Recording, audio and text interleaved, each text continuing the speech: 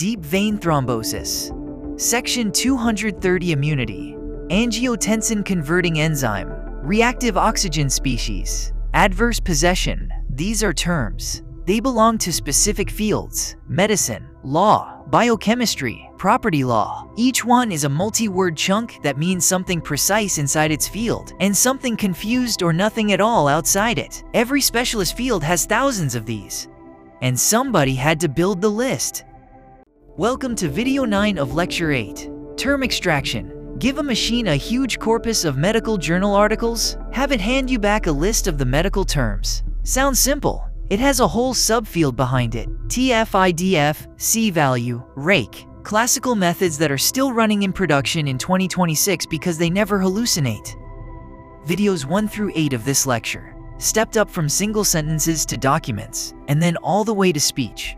This video pulls the camera back further. Now the input is a whole field, thousands of documents, and you want to know, what are the words this field uses that no other field uses? Where is the private vocabulary? That's a corpus-level question, not a sentence-level question.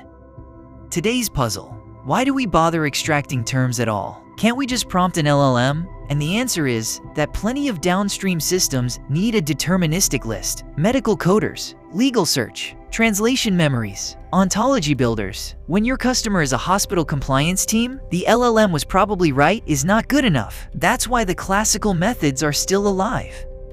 Today's 3 beats. First, the task itself. What counts as a domain term, and why it's harder than it sounds. Second, the 3 classical methods that still run in production: TF-IDF, C-value, RAKE, each with a specific problem it was designed to solve. Third, how real-world domain vocabularies actually get built: SNOMED, mesh, legal ontologies, plus what modern LLM-based extraction looks like alongside the classical stack. Beat 1. The task. Given a corpus of documents from a specific field, extract the domain-specific terms. Most of the interesting terms are multi-word: deep vein thrombosis, machine translation, adverse possession. If you only ever look at single words, you miss the specialized vocabulary, and you get back a lot of noise like in the on-patient. So step 1 is candidate generation. Find noun phrases in the corpus that could plausibly be terms, usually a shallow parse, and a pattern like adjective star, noun plus. But candidate generation gives you thousands of noun phrases per document. Most are garbage. The patient's brother, a large hospital. You need a score, something that ranks deep vein thrombosis way above the patient's brother when the corpus is a stack of medical journals. That scoring step is what turns candidate generation into actual term extraction. Different scoring methods solve different failure modes. One clean way to see whether a candidate is a real term: compare its frequency in your domain corpus to its frequency in a general corpus. Thrombosis shows up all the time in cardiology papers. It shows up almost never in a general news feed. That contrast, frequent in domain versus rare in general, is the intuition behind TF-IDF and every method that came after it. And it turns out that intuition is really old. Sparck Jones formalized inverse document frequency in 1972. Beat 2. Method 1. TF-IDF. Term frequency times inverse document frequency. For each candidate term, multiply how often it appears in the current document by the log of how rare it is across all documents. High score means the term appears a lot here, and almost nowhere else. It works fine for single words. It has one giant problem for term extraction. It rewards nested pieces of longer terms. Vein thromboses will beat deep vein thromboses just because it appears in more places. Method 2. C-value. Francie and Anani 2000, designed specifically to fix that nested term bug. C-value takes the frequency of a candidate, weighs it by its length in words, and then subtracts off the times it appeared as part of a longer term. So if in thrombosis shows up mostly inside deep vein thrombosis, its score gets deflated. And deep vein thrombosis, which is nobody's nested piece, keeps its full score. C-value became the gold standard for multi-word term extraction in medicine. Method 3. RAKE. Rapid Automatic Keyword Extraction. Rose and Collaborators 2010. Different philosophy. Instead of comparing to a general corpus, split each document at stop words and punctuation. Whatever chunks survive between the splits are your candidates. Then score each word by degree divided by frequency in a co-occurrence graph. Words that appear in many candidate chunks with many neighbors get high scores. Multi-word terms inherit the sum. RAKE runs on a single document, no general corpus needed. It's fast, unsupervised, and shipped inside a lot of open-source keyword extraction libraries. B3.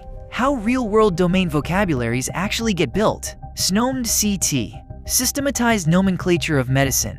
Around 350,000 medical concepts, updated twice a year, used by hospital coding teams worldwide. MESH. Medical subject headings. Indexes PubMed. Both were seeded by decades of term extraction pipelines run over medical literature and then curated by expert editors. Legal ontologies grew the same way. Extract candidate terms from case law, hand them to a lawyer, publish the vetted list. Modern approach. Prompt an LLM. Here is a medical article. List every domain-specific term. It works. It's often as good as the classical methods on benchmark comparisons, sometimes better on recall. The catch: LLMs hallucinate terms that never appeared in the corpus, which is fine if you're building a rough glossary for internal use. It is disqualifying if you are populating a regulated medical coding system. So most production pipelines run classical extraction first, and use an LLM only for candidate re-ranking or gloss generation. Where term extraction sits in the wider stack. It seeds glossaries. It bootstraps ontologies. It builds translation memories that keep translators consistent across a legal contract. It powers legal search. Find every case where the court considered adverse possession. It powers medical coding.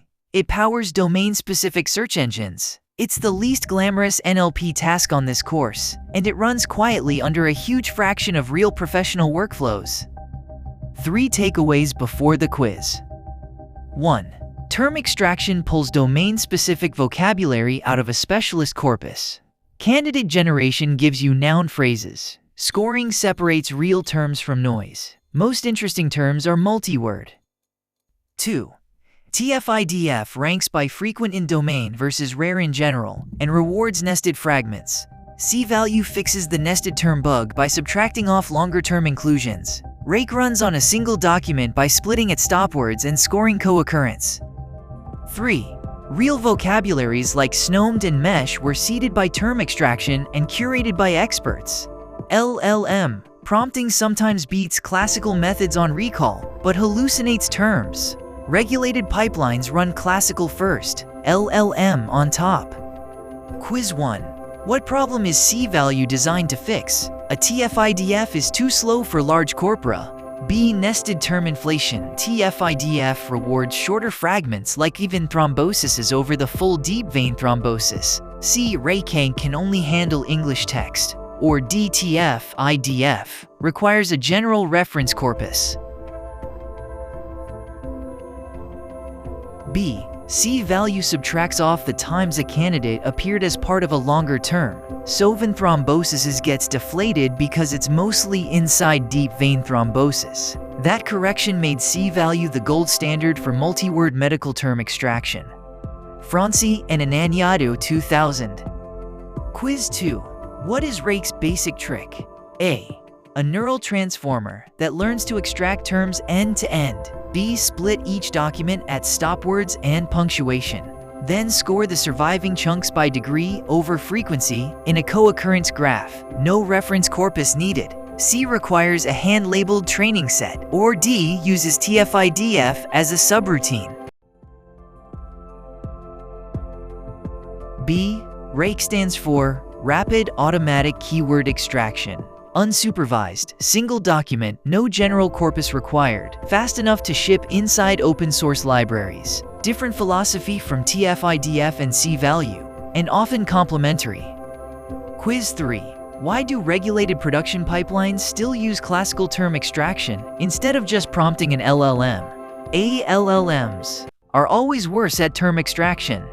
B. LLMs sometimes hallucinate terms that never appeared in the corpus, which is disqualifying for medical coding, legal search, and other regulated systems that need a deterministic list. C. Classical methods run on cheaper hardware. Or D. LLMs cannot handle multi-word terms. B.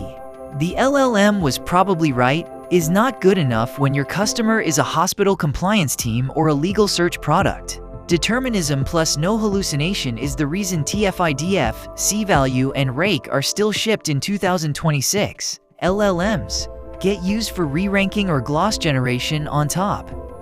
Back to the puzzle. Why bother extracting terms at all? Because half the professional NLP running in the world today is a pipeline that starts with a curated list of domain vocabulary, glossaries, ontologies, translation memories, legal search, medical coding, all seeded, one way or another, by the classical methods you just watched. Next video, we close the lecture and set up L8E9, real-world NLP applications. Next time, the Lecture 8 recap. We walk back through all 10 videos of the documents and speech arc. Then we set up Lecture 9, where NLP finally meets messy real-world data, machine translation, information retrieval, question answering, sentiment, chatbots. Hit subscribe.